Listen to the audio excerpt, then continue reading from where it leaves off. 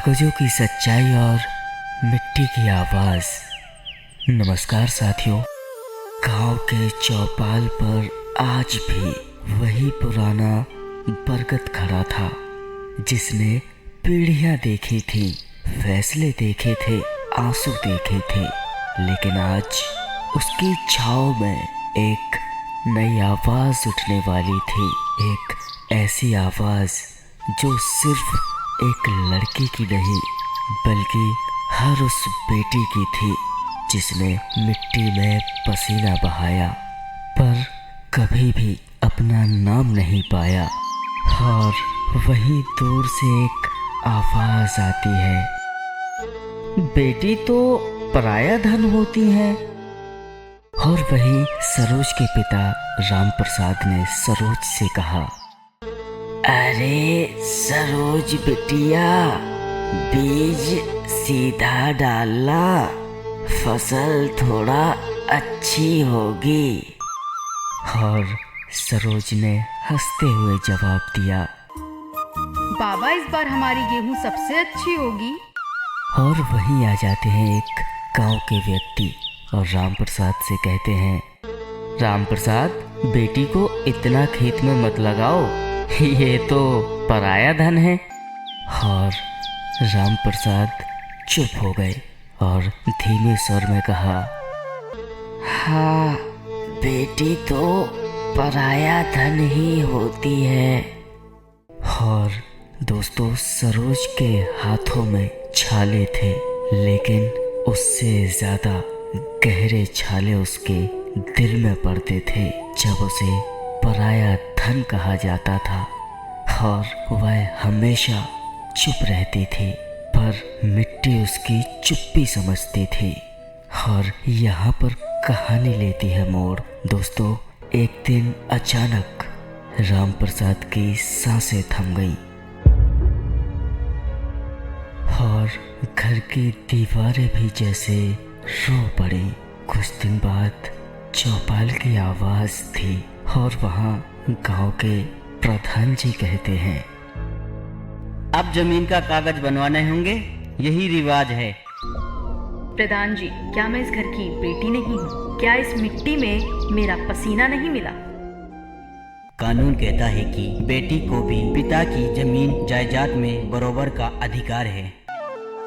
दोस्तों, हिंदू उत्तराधिकार 2005 के अनुसार बेटी का अधिकार बेटे के समान होता है। अगर नाम दर्ज नहीं हो रहा तो वह राजस्व विभाग में आवेदन कर सकती है। आज पहली बार चौपाल पर रिवाज से ज्यादा कानून की आवाज गूंजी थी। और बात यही खत्म नहीं होती। सरोज के साथ में सबसे बड़ी चुनौती थी उसकी शादी। और देखते हैं कि यहाँ विवाहित बेटी की चुनौती कैसी होती है। यही सरोज का भाई मोहन कहता है, लेकिन आप तो शादीशुदा हो और आपका ससुराल भी है। और सरोज दुखी हो जाती है और दुखी मन से कहती है, शादी से मेरा जन्मसिद्ध अधिकार खत्म नहीं होता भैया। मैं बेटी हूँ, बोझ नहीं। जब बाबा जिंदा थे तब मैं पराई नहीं थी, तो आज कैसे हो गई? और यहाँ से अब शुरू होती है एक आदिवासी महिला गीता की कहानी। दोस्तों, गांव से थोड़ी ही दूर एक आदिवासी बस्ती में गीता रहती थी। और गीता के पति की मृत्यु के बाद ससुराल वालों ने उसे खेत से बेदखल कर दिया। और टूटी हुई आवाज में कहती है, मैंने जंगल बचाया, जमीन जोती, फिर भी मेरा नाम पट्टे में क्यों नहीं? और सरोज उसका हाथ पकड़ती और कहती, क्योंकि हमें बताया ही नहीं गया कि हमारा भी हक है। और आखिरकार सरोज आगे आई और सरोज ने तहसील में आवेदन दिया, खतौनी की नकल निकलवाई और अपना उत्तराधिकार प्रमाण पत्र बनवाया और नामांतरण के लिए अर्जी दी, लेकिन यहाँ पर लोग हंस रहे थे। औरत होकर कोर्ट कचहरी जाएगी। और सरोज हल्की मुस्कान के साथ कहती है, हाँ, क्योंकि यह मेरी मिट्टी है। और दोस्तों ये वो कहते हैं, अगर किसी बेटी का नाम जमीन में दर्ज नहीं है तो वह खतौनी की नकल लेकर मृत्यु प्रमाण पत्र और उत्तराधिकार प्रमाण पत्र के साथ तहसील में नामांतरण के लिए आवेदन दे सकती है। कानून उसे बराबर का अधिकार देता है। लेकिन यहाँ पर समाज कहाँ छोड़ेगा।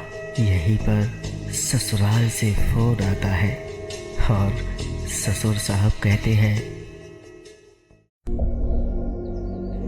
लोग क्या कहेंगे, अपने मायके की जमीन मांग रही है। लोगों की सोच बदलनी होगी, तभी बेटियां मजबूत होंगी। और फिर फैसला सुनाया जाता है और प्रधान जी कहते हैं, लोगों की सोच बदलनी होगी, तभी बेटियां मजबूत होंगी। सरोज का नाम जमीन में दर्ज होगा। और फिर वहीं एक और आवाज आती है, आज से इस गांव में बेटी और बेटे का कोई फर्क नहीं होगा।